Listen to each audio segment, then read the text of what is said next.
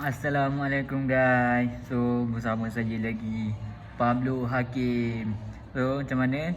Korang semua sihat ke? Korang tengok ke konten Pablo yang hari tu matlamat tu? Macam mana? Okey tak jalan cerita dia punya plot twist semua okey ke? So hari ni Pablo nak bercerita juga.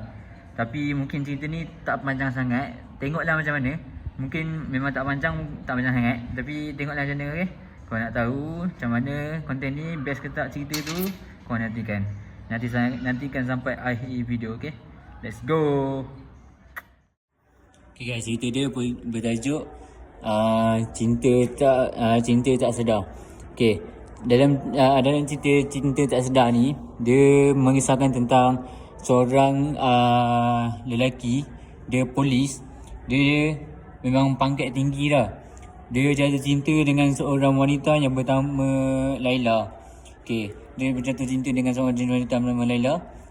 Tapi dalam berapa tahun dia kenal dengan Laila tu, sampai satu hari dia perasan tau, masa tu pihak polis tengah macam siasat satu kes, macam kes besar jugalah, macam kes kecurian kereta bagailah.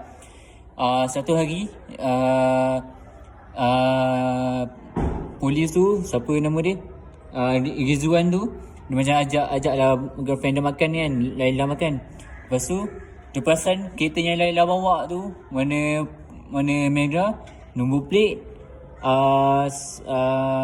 VB 7183. Dia perasan kereta tu. Cuma masa tu dia tak tegur lagi lah dekat Laila. Dia tak tanya lah mana dah dapat kan. So malam tu dia memang happy lah, makan, gelak ketawa bagai. Lepas tu keesokan harinya tu, dia terus kepung rumah Laila.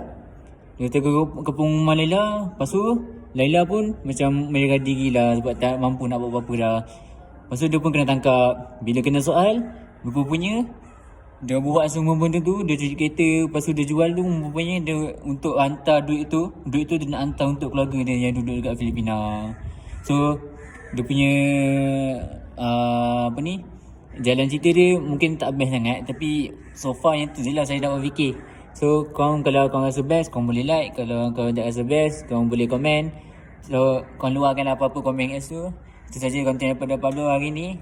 Bye bye.